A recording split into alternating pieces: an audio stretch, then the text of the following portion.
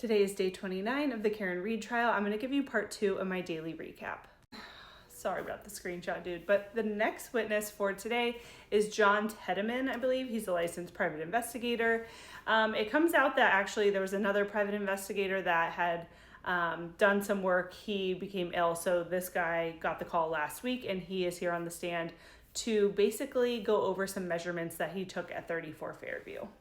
We start off just by getting oriented with the front of the house. There are 3 entrances to the Albert residence at 34 Fairview. We have this that is like their main front door. We have the door right here, which is like the side door. I think they use this door the most. And then there's a little door right here that is direct garage access that you can get into the garage when the 2 garage front doors are not open. So we do know that John O'Keefe's last human interaction with the cell phone was when it was locked with the lock button at 12:32:09 a.m. And then he has an entry of Apple Health data, which was a health event of 36 steps, which equaled approximately 84 feet. And this was the end of John O'Keefe's movement.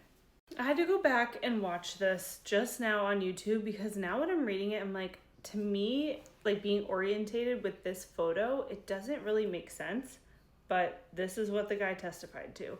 He says from the end of the driveway in the mailbox area, which from another photo, I think I've seen the mailboxes over here. He says from this point to this front entrance door, it was 65 feet and 9 inches to get there. From the end of the driveway to the middle entrance door in the photo, it was 70 feet 1 inch. Okay. And then from the end of the driveway mailbox area to the garage entrance door, it was 78 feet and 3 inches. I feel like that seems further away though. I'm confused. All of those though are less than 84 feet. So in my head, I'm thinking, okay, he could have made it from the street into the home at any of those entrances. We also saw this photo before one of the breaks that we had, and she was like, take this down, no, shut this down. The judge was not having it, but I've never seen this photo. This is a close-up angle of the front house, and you can see the garage door entrance. I think it's because that this is blocked out because the garage doors must have been opened. But I took a screenshot of it just in case. The next witness is Dr. La Posada. She is going to be questioned by Alan Jackson. She's board certified in forensic pathology. She was the chief medical examiner for the state of Rhode Island. Before that, she worked at several other offices as well, including St. Louis, Philadelphia. She had a very extensive list. She's done autopsies in so many states.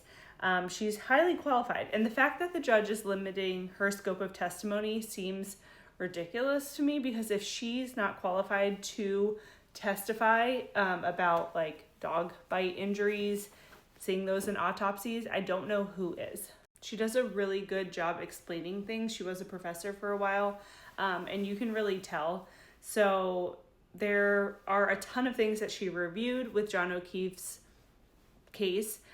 She reviewed his autopsy, the reports from the hospital, lots of photos, etc. And from this, she came to conclusions and opinions based on her medical expertise. And we don't get into any of those today. Alan Jackson is going to save those for tomorrow, but she did say she did come to opinions. We also learned kind of how she does things through her autopsy, what she starts with. She says the process is starting with x-rays, and then she begins making incisions into the skin to go through layer by layer of the organs, the brain, etc. She observed that John O'Keefe had blunt force trauma to the back of his head. She said because of the ridges in the wound of the back of the head, she knows that he fell backward, and something that had some kind of ridge to it hit him in the back of the head.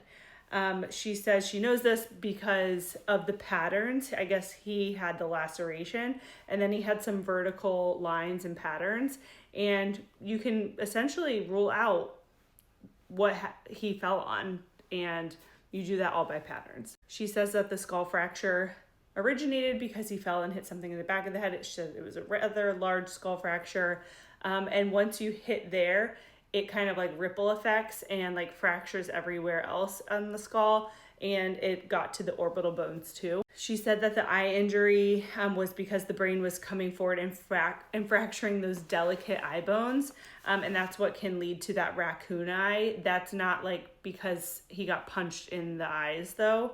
And he did have a laceration of his right eye. She says that was not from the skull fracture though. That's a completely separate injury, and Jackson kind of wants to know, like, could this be from a punch? Could this be from this? And she says yes, it could. It was from something else.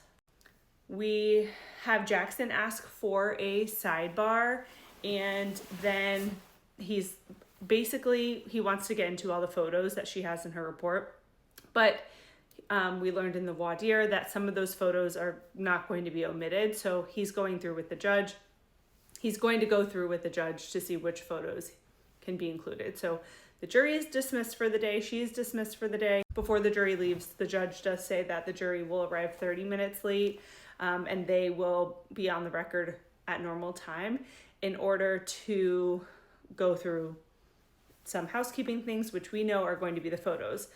They end up staying just a little bit late, starting to go through a lot of those photos, and we kind of hear a little bit about what she's going to testify about tomorrow.